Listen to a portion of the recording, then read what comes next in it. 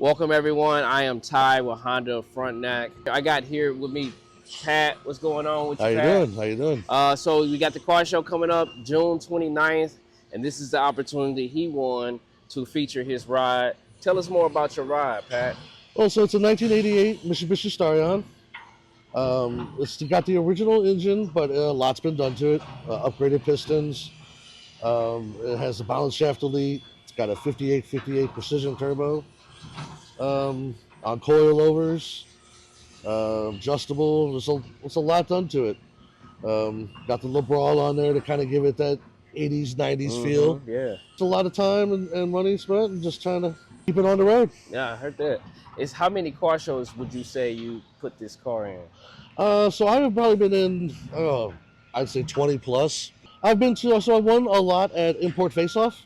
For about 4 years, I was winning something every year. Nice. Just kind of changing it up and keeping it different every time they seen it. All right, Pat, now that we got the introduction part out the way, it's time to check out the ride for real. So let's go look at it. Let's go take a look. So it's a original Mitsubishi color. It's Palermo gray. It's got the hard to find turbo door handles. And one of my favorite features is the automatic seat belts, which come around and when you turn the key on, it goes back. I relocated all of the controls for the heat and AC down here, was up here, and then put all of the gauges here. I have the rear brake lock, and that's not really for sliding around, more for just kind of getting the boost up for launches and stuff. It's got the original interior. This is the 88 seats, so they're a little bit harder to find. And it's in great condition. I try to keep up on it and keep everything clean. All right. Let's see what's more outside the car. Sure. Yeah.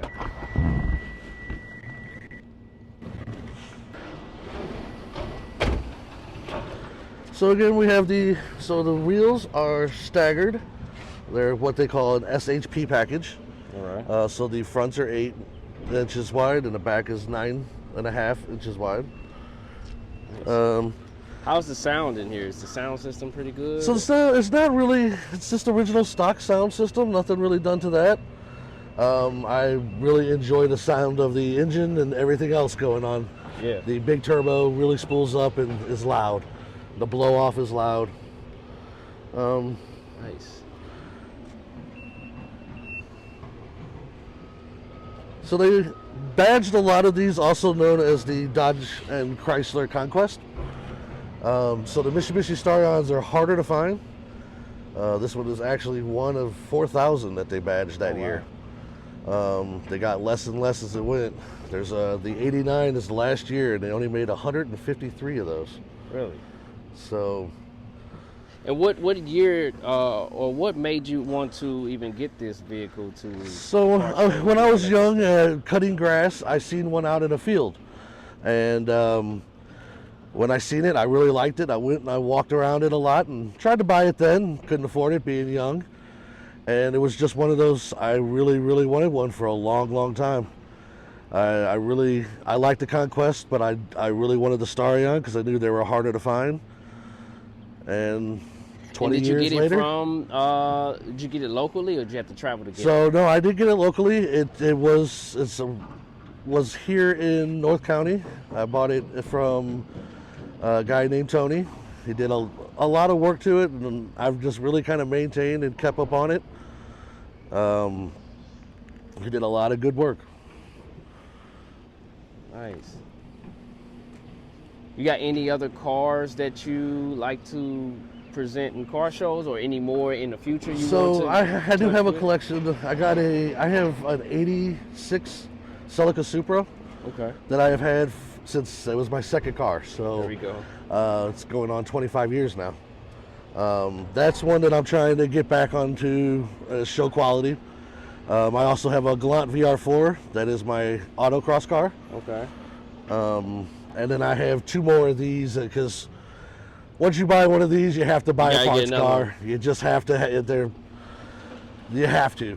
You have to try to save them from the scrap yard, and so a lot of people they do rust out, and a lot of people kind of just gave up on them. The engines are complicated. You know, when you're not on a standalone system like this, there's wires and hoses and computers everywhere. A lot of people just didn't like working on them, and they kind of sat in people's garages and people's farms and fields and stuff like that. And that's kind of the story for 90% of them. Yeah, I was born in 1988, so this is definitely nostalgic. Nostalgic, yes. Yes. And that's why I try not to. I've seen other examples where people have taken it kind of extreme, but I want to keep it original as I can. I got the front LeBron just to kind of give it that 80s feel, 90s feel. You know, I still want to keep it modern to get rid of all the problems that it had when it comes to the engines and stuff like that, but I try to keep it like an OEM plus type of build. Gotcha. Do these lights pop up? Yeah, they do. Can we check them out? Oh, wow. There we go. Because they don't make them like that no more. No, they don't. No, they don't. I figured they can pull that off again, like in 2025. You would think so. You know, they eventually got to make them so, because the issue is they stick up. So if they could somehow make it so that it even just rotates in the housing, but it's still smooth, yeah. It would give that feel again. Exactly. But yes, the protruding headlights is just, it's unfortunately due to laws, it's just gone. All right. We hope that you win. Me too. And if you very interested in joining the car show, it's June 29th, 9 to 1. If you're interested in just kind of seeing some of these cars and checking out Pat's car in person, that is free to spectate. So appreciate you joining today. And this is The Ride, Feature My Ride. This is my 1988 Mitsubishi Starion, and I hope to see you guys at the car show.